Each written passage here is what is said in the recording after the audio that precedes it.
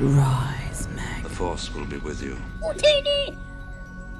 Hello my dear friends, welcome back to my channel. I hope you're all having an amazing day. So in today's video we're going to be talking about new developments for the future of The Mandalorian. We're also going to be talking about the upcoming show visions and much more. So without any more jibber jabber, let's dive straight into it. So in the wake of The Bad Batch having a release date on May the 4th, we also know something about the future of The Mandalorian. The Mandalorian universe will reportedly expand to animated projects. It really seems as though Lucasfilm is really big on the whole animated series thing right now, and all of the hype for Mando has led to this.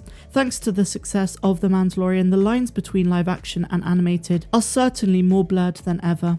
The majority of the credit surely has to be laid at Dave Filoni's door, with the creator of the Clone Wars and Rebels proving to be a pivotal cog in Jon Favreau's Mando machine. Now it's being reported that in the future we are going to get Mandalorian side projects which are going to be animated. I will of course make clear that this does not affect the main show. We're still going to get season 3 and 4 in the same live action format, but at some stage after the current live action spin-offs we will get animated ones as well.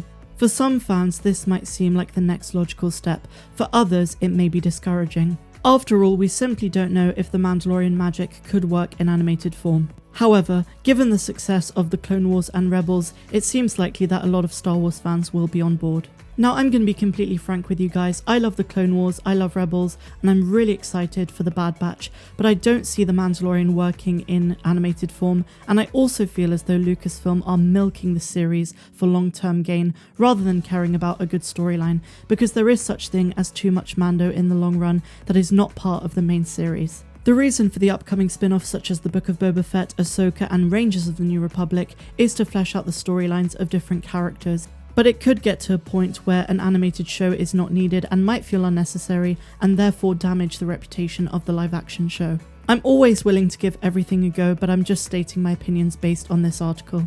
And then they conclude by saying that The Mandalorian Season 3 is set to drop in 2022. Let me know your thoughts on this in the comments down below and let's move on. We're going to be talking about Star Wars visions in a moment, but first of all I want to touch upon something which I made 2 videos about yesterday. So we finally have a release date for The Bad Batch, which of course is May the 4th, and it's special for many reasons, mainly because not only is it Star Wars Day, but also it will mark 1 year to the day since the Clone Wars Season 7 concluded. And what a phenomenal season finale it was. As I say my friends, I made an entire video yesterday explaining everything you need to know, but just to reiterate, The Bad Batch follows on from the Clone Wars Season 7 in that it focuses on Clone Force 99, which in case you don't know was a squad of elite clone troopers whose members possess genetic variations that give them each unique skills. Set at the dawn of the rise of the Empire, the series will see the squad navigating a drastically changing galaxy as they work as mercenaries. I also want to say it's really exciting that we get Ming-Na in voice form this time to reprise her role as Fennec. And let's be honest here guys and gals, Fennec does not get enough love. She's a phenomenal character and one of the best female characters in all of the Mandalorian universe. Now something I also want to mention about The Bad Batch, which I haven't seen too many other Star Wars YouTubers talk about, is the fact that it's not just a Clone Wars sequel.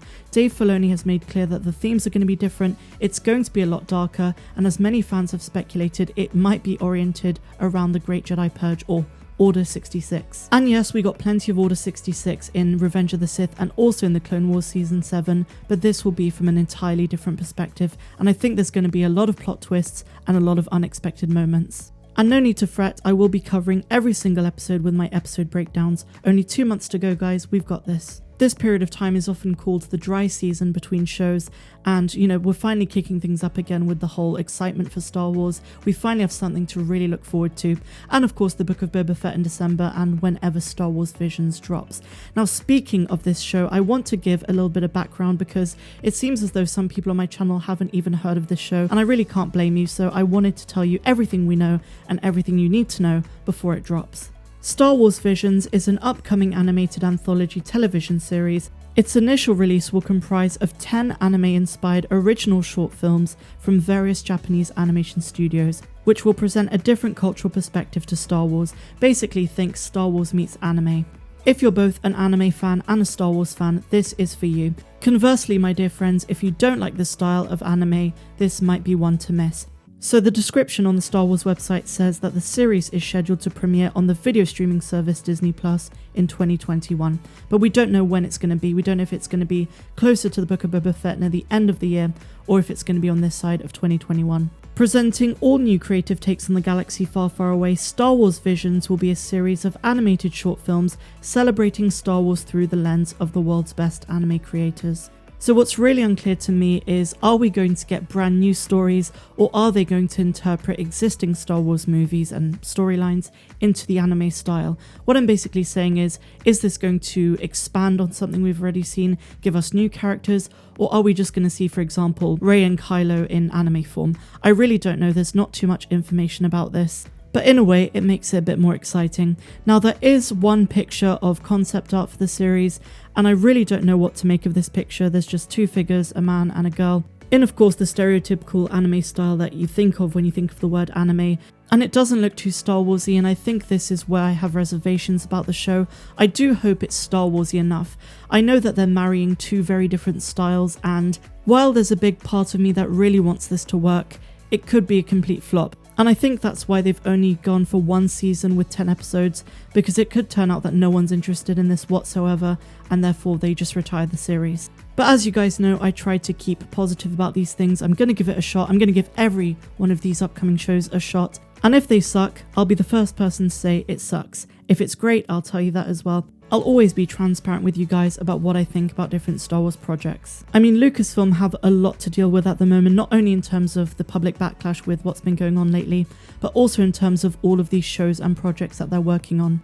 And to be honest, there are some shows which I favour over others in terms of excitement level and what we can expect. For example, I'm really excited about the Kenobi series, the Book of Boba Fett, the Mandalorian Season 3 Rangers, and of course Ahsoka. But in terms of Lando, Cassian Andor, Star Wars Visions, and The Acolyte, I'm not as excited for these shows. I will say I am excited for The Acolyte because it's based on the Sith, but as we know, it's very easy to mess things up. But hey, like I say, I'm an open book. So that is all of the news I have for you guys today. I really hope you enjoyed it. And if you did, please be sure to give me a big fat thumbs up. Subscribe to the channel if you're new, and a huge welcome if you are. And please be sure to give the notification bell a good old tickle. And that way you're alerted each and every time I post new content to the channel. Also guys, if you're feeling generous, please consider contributing by becoming a patron, where for just $2 or $10 a month you can get exclusive perks and access to content that's not found here on this channel. I'm Meg, also known as Star Wars Meg, and I will see you tomorrow. Have a phenomenal rest of the day, no matter where you dwell in the galaxy. Have a good one.